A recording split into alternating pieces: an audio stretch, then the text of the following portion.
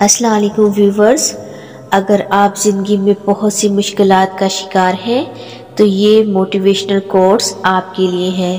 اسے آخر تک ضرور دیکھیں۔ مشکل وقت میں ہمیشہ دعا مانگو۔ جہاں انسان کا حوصلہ ختم ہوتا ہے وہاں سے اللہ پاک کی رحمت شروع ہوتی ہے۔ زندگی میں سب کو سب کچھ نہیں مل جاتا، کبھی کچھ، کبھی بہت کچھ ادھورا رہ ہی جاتا ہے۔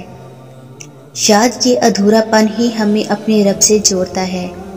کبھی کبھی ہمارا رب ہمیں خود سے جوڑنے کے لیے کسی کے ہاتھوں ضرور توڑتا ہے تاکہ وہ ہمیں خود سے جوڑ کر ہماری تکمیل کر سکے، کیونکہ کئی بار ہم ٹوٹ کر ہی اپنے رب سے جڑتے ہیں، اور جب انسان اپنے رب سے جڑتا ہے تو پھر کبھی تنہا نہیں ہوتا۔ رسول اللہ صلی اللہ علیہ وآلہ وسلم نے فرمایا، اللہ تعالیٰ فرماتا ہے کہ میرے اس مومن بندے کا جس کی میں کوئی عزیز چیز دنیا سے اٹھا لوں اور وہ اس پر ثواب کی نیت سے صبر کر لے تو اس کا بدلہ میرے یہاں جنت کے سوا اور کچھ نہیں۔ اللہ کے فیصلوں پر ایمان مضبوط ہونا چاہیے۔ جو وہ چاہتا ہے ہوتا وہی ہے، اور وہ بے شک وہ جو چاہتا ہے ہم انسانوں کے لیے بہتر ہوتا ہے۔ ہم نادانوں کی عقلیں اس کو سمجھ نہیں پاتی۔ آپ کے نیک عمل کا ایک ذرا بھی ضائع نہیں کیا جائے گا۔ آپ نے کسی کو سلام کیا ہو یا راستہ بتایا ہو، کسی کو اچھا مشورہ دیا ہو یا کسی کے لیے ہدایت کی دعا کی ہو، محشر کے دن ایک ایک ذرا، یہاں تک کہ آپ کے دل کے نیک ارادے بھی آپ کی نیکیوں کے پلڑے میں موجود ہوں گے۔ جب ہم اللہ کے سوا باقی چیزوں میں اپنا سکون تلاش کرنے لگتے ہیں تو وہ ان ساری چیزوں کو ہمارے ہاتھ میں تھما کر ہمیں بے سکون کر دیتا ہے۔ معاف کر کے آگے بڑھ جائیں ان سب لوگوں کو جنہوں نے آپ کا دل دکھایا، تہمت لگائی، برا بھلا کہا، آپ کے لیے غلط بات کہی، آپ کو پریشان کیا۔ یقین جانے آپ کا رب کچھ نہیں بھولتا، اور جب حساب برابر کرتا ہے تو ناانصافی نہیں کرتا۔ کچھ لوگوں کو پچھتاوا بھی نہیں ہوتا اور ہم سوچتے رہتے ہیں کہ شاید کسی وقت انہیں احساس ہوگا اپنے منفی رویے کا، لیکن ایسا نہیں ہوتا۔ یہ پچھتاوے بھی ظرف والوں کے لیے ہوتے ہیں۔ بے حس لوگوں کے پاس صرف اپنا آپ ہوتا ہے۔ کسی کا اتنا دل مت دکھاؤ کہ وہ اللہ کے سامنے تمہارا نام لے کر رو پڑے، کیونکہ ٹوٹے ہوئے دل کی آہ عرش تک جاتی ہے۔ مشکلات ہمیشہ بہترین لوگوں کے حصے میں آتی ہیں، کیونکہ وہ اس کو بہترین طریقے سے انجام دینے کی صلاحیت رکھتے ہیں۔ جو شخص تمہارے خون میں سے نہ ہو مگر پھر بھی تم کو عزت دے اور پیار دے تو بے شک وہ تمہارے لیے بہترین رشتہ ہے۔